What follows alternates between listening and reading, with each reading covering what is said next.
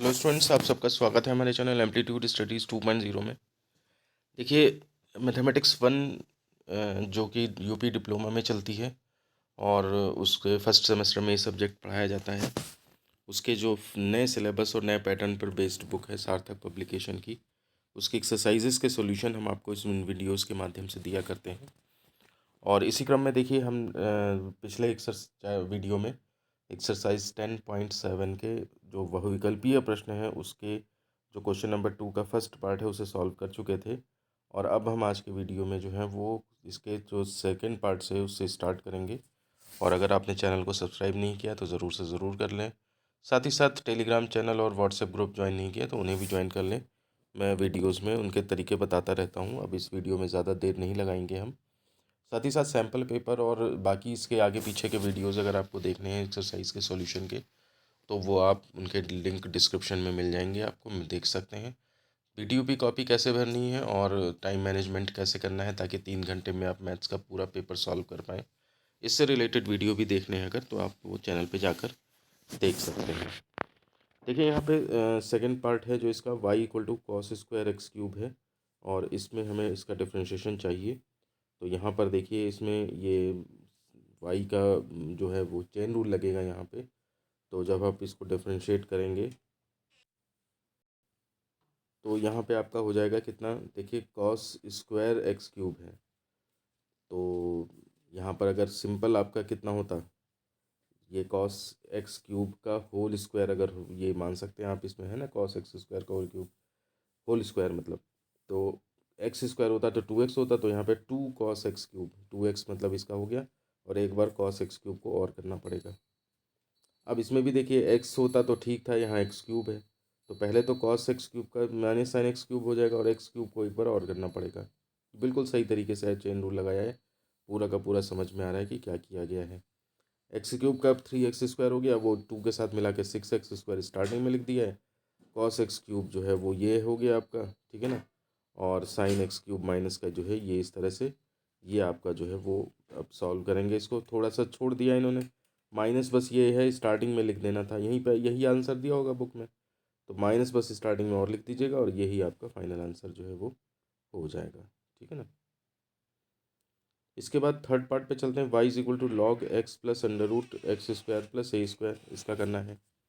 तो ये हो जाएगा y = x + x² इतने को t मान लिया है, तो डिफ्रेंशिएट कर दिया इसे, तो dt/dx जो है वो = 1 प्लस और 1/2 इतना, और एक बार और उसको करेंगे चेन रूल मतलब लगा दिया है, तो dt/dx जो है वो ये आ गया इतना। अब आपने क्या किया, ये फंक्शन आपका जो है वो, देखिए जब ज़्यादा ही कॉम्प्लिकेटेड हो जाए, उसमें आपको लगाने का वो नहीं हो रहा है, तो फिर उस केस में आप जो है टी मान के ही कर लीजिएगा, जो कि चेन रूल को लगाने का बेसिक तरीका है। y = log t बन गया, ठीक है। अब log t जब बन गया है ये, तो उस केस में डिफ्रेंशिएट करेंगे 1/t हो जाएगा। अब उसके बाद चेन रूल लगा दीजिए कि dy/dx चाहिए, तो dy/dt × dt/dx, तो dy/dt ये आया, dt/dx जो है वो ये निकाला था, इसमें से ये पूरा का पूरा कट गया, तो उसके बाद 1/√x² + a² ये आपका फाइनल आंसर आ जाता है। फोर्थ पार्ट की बात करें, y = √1 + sin x और /1 - sin x, सीधे ऐसे ले लेंगे, लंबा फैल जाएगा। इसको रेशनलाइज कर लिया है, रेशनलाइज किया है, तो ऊपर होल स्क्वायर बन गया, नीचे 1 - sin² x, तो ऊपर होल स्क्वायर √ से हट गया, नीचे भी cos² x बना, वो सिंपल cos x बचा। अब इसको सेपरेट कर लीजिए, sec x + tan x बना, और डिफ्रेंशिएट अब कर दीजिए, तो sec x tan x + sec² x, चाहे तो कॉमन लेके लिख दीजिए sec x ब्रैकेट में sin x + sec x। दूसरा तरीका भी बना है कि इसको 1 को इस तरह से रख के और नीचे वाले 1 को भी उस तरह लिख के, और फिर आप उससे होल स्क्वायर बना के तब काट सकते हैं। फिर उसके बाद sin x/2 जैसे कॉमन लेके काट दिया है, ठीक है ना। और फिर उसके बाद cot a + b का फॉर्मूला जो भी अरेंज करके, और उससे भी डिफ्रेंशिएट करेंगे, तो आपका दूसरा आंसर आएगा। तो डिपेंड करता है कि आंसर भी चेंज हो जाएगा किस तरीके से आप जो है उसे करते हैं, ठीक है ना। फिर उसके बाद ये आपका फिफ्थ पार्ट आता है। तो इसमें देखिए क्या है, फिफ्थ पार्ट में y = tan−1 √1 - cos x / 1 + cos x। अब इसमें क्या किया है कि cos के फॉर्मूले रख दिए ऐसे कि 1 कट जाए, तो ये आपका tan−1 tan x/2 बन जाता है, यानी कि केवल y = x/2 बचा। और इसको डिफ्रेंशिएट करा तो 1/2 बचा बस। सिक्स्थ पार्ट है y equal to sine inverse 3x minus 4x cube. तो जाहिर सी बात है, दिख रहा है साफ साफ फॉर्मूला, तो x की वैल्यू साइन थीटा मान ली है, यानी कि थीटा साइन इनवर्स x बाद में ज़रूरत पड़ेगी। ये एक्सप्रेशन फिर क्या हो गया है हमारा, तो 3 साइन थीटा, ये साइन 3 थीटा, बाद में 3 थीटा बचा, तो थीटा की वैल्यू साइन इनवर्स x डाल दी यहाँ पे। अब डिफ्रेंशिएट कर दिया है तो 3 कांस्टेंट है साइन इनवर्स x का √1 माइनस एक्स स्क्वायर, ये आ जाता है। फिर सेवन्थ पार्ट पे चलें तो y equal to cos inverse इतना, तो ये भी पिछले जैसा है, अब आप इसे यहाँ से देख सकते हैं। अब मैं इसमें ज़्यादा कुछ नहीं बता रहा। उसके बाद एट्थ पार्ट है y equal to e to the power log x। तो e to the power x होता तो सही था, नहीं है तो फिर चेन रूल लगाएंगे। तो e to the power x का e to the power x, यानी कि लॉग x का e to the power log x ही हो जाएगा, और एक बार लॉग x को डिफ्रेंशिएट कर देंगे, बस ये आपका फाइनल आंसर आ जाएगा। ठीक है। नाइन्थ है, देखिए यहाँ पे y equal to a plus b by x plus c by x square plus d by x cube. Simple सा क्वेश्चन है, हर एक में वही x to the power n का फॉर्मूला लगना है। ये जो भी आएगा वो सॉल्व करके रख रखा है, आप देख लीजिए इसे। टेंथ पार्ट है y is equal to x log x. तो एक्स लॉग एक्स का मैंने बताया 1 प्लस लॉग एक्स, अभी पिछले वीडियो में एक क्वेश्चन था उसमें था। अदरवाइज़ आप इसको करेंगे तो ये आपको ऐसे भी दे सकते थे कि log x to the power x, ये उसमें भी दे सकते थे, उसमें भी काम आएगा, एक्स बाहर आ जाएगा, वही चीज़ आएगी। या केवल x to the power x देते तो फिर लॉग लेना पड़ता, तब भी यहीं पर कहानी आती। तो घूम फिर के ये बीच का ही ऑप्शन है एक तरह से। अब इसमें फर्स्ट सेकंड लगा दिया आपने, 1 प्लस लॉग एक्स, ये आपका फाइनल आंसर हो जाता है। ठीक है ना। बाद 11th पार्ट है, देखिए y is equal to sec x tan x. तो इसमें दो वेरिएबल हैं तो फर्स्ट सेकंड लग जाएगा इसमें, जैसे लगाया है आप देख लीजिए इसको।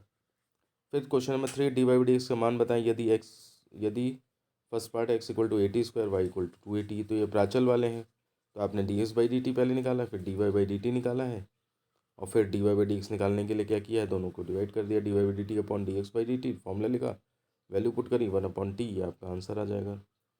सेकेंड पार्ट है x equal to a cos square theta y equal to b sine square theta. तो अब आप इसमें पहले d x by d theta निकालोगे, तो ए कॉस स्क्वायर थीटा में मतलब ए तो कांस्टेंट है, कॉस स्क्वायर थीटा मतलब जैसे एक्स स्क्वायर होता है वैसे ही यहाँ पे कॉस थीटा का स्क्वायर है, तो 2 कॉस थीटा हो जाएगा, और एक बार कॉस थीटा का और चेन रूल लगाएंगे तो माइनस साइन थीटा। ऐसे ही बी साइन स्क्वायर थीटा का करेंगे तो d y by d theta निकल आएगा, फिर d y by d x निकालना है। तो इसमें फिर उसके बाद देखिए d y by d theta upon d x by d theta formula लगा दिया, और फॉर्मूला लगाने के बाद वैल्यू पुट कर दी है, सॉल्व होकर माइनस बी बाई ए आ जाता है आपका। इसके बाद थर्ड पार्ट देखिए, ये आपका क्वेश्चन है कि y equal to root under root x plus under root x plus under root x so on. तो इसका भी तरीका, इस तरह के क्वेश्चन कर चुके हैं आप।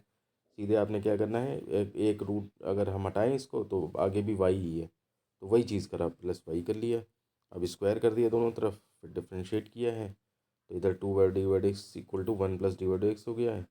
इसमें डी वाई एक्स एक तरफ ले आए, कॉमन ले लिया, तो 1/2y माइनस 1, ये आंसर आ जाता है। फोर्थ पार्ट है y इक्वल टू इतना, तो ये भी उसी तरह से साइन है, ऐसा कर भी चुके हैं हम, क्वेश्चन बिल्कुल सेम है, तो इसलिए हम इसको आप देख लीजिए, आप यहाँ पे सॉल्व किया ही है, आप इसको देख के आराम से उसी तरीके से कर सकते हैं, वही प्रोसीजर है बिल्कुल। और इस तरह से अब पूरी एक्सरसाइज का हमारा एंड हो जाता है। एक्सरसाइज जो है 10.7, जो कि डिफ्रेंशिएशन की लास्ट एक्सरसाइज थी और काफ़ी लंबी एक्सरसाइज थी, उसको हमने जो है सफलतापूर्वक पूरा हल कर दिया है। मुझे उम्मीद है कि आपको ये वीडियो ज़रूर पसंद आया होगा। मैं बता दूं, ये यूनिट जो हमने कवर करी है ये मैक्सिमम मार्क्स ही आती है, और हर बच्चे को ये तैयार करना ही करना चाहिए। केवल इसके दम पे ही आप मान लो कि पेपर में आपके जो है वो 15 नंबर तक आ सकते हैं, तो इसलिए इस यूनिट को छोड़कर जाना बेवकूफ़ी होती है। तो इसलिए ऐसा कभी ना करें, इस यूनिट को ढंग से पढ़ें। थ्योरी लेक्चर्स, इसके एक्सरसाइज, इसके सॉल्यूशन है ना, इसके एग्जांपल्स बुक में ही सॉल्व है, सारी चीज़ें आपके पास अवेलेबल है, सारी चीज़ें हमने अब समझा रखी हैं आपको। अब आप इसकी अच्छे से तैयारी करें। डिस्क्रिप्शन में प्लेलिस्ट में सैम्पल पेपर की प्लेलिस्ट दी है, उससे आप अच्छे से तैयारी करें, इसकी क्वेश्चंस को कर कर के देखें ताकि कम समय में हो जाए। एग्ज़ाम में जानते हैं क्या दिक्कत होती है, एग्ज़ाम में दिक्कत ही होती है कि आपके पास पहला क्वेश्चन आया है यूनिट नंबर 1 का, दूसरा क्वेश्चन आया एकदम से यूनिट नंबर 4 का, तीसरा क्वेश्चन आया एकदम से यूनिट, अभी तो आप एक्सरसाइज सॉल्व करते हो तो आपका रिदम बना रहता है। एग्ज़ाम में इसी बात को चैलेंज किया जाता है कि आप एकदम से आंशिक भिन्न का क्वेश्चन करने के बाद एकदम से डिफरेंशिएशन भी कर पाओ, एकदम से क्रमचय संचय भी कर पाओ, एकदम से जो है आप ट्रिग्नोमेट्री का क्वेश्चन भी कर पाओ, एकदम से आप द्विपद प्रमेय का भी क्वेश्चन कर पाओ। तो ये जो स्विचिंग होती है ये फास्ट तभी हो पाएगी जब आप सारा सिलेबस पढ़ने के बाद उसके बाद सैम्पल पेपर सॉल्व करेंगे, ठीक है ना। सबके लिंक डिस्क्रिप्शन में दिए हैं। वीडियो पसंद है लाइक करें, दोस्तों में शेयर करें, चैनल पे पहली बार है सब्सक्राइब ज़रूर कर लें। मिलते हैं आपसे ऐसे ही किसी नेक्स्ट वीडियो में। धन्यवाद।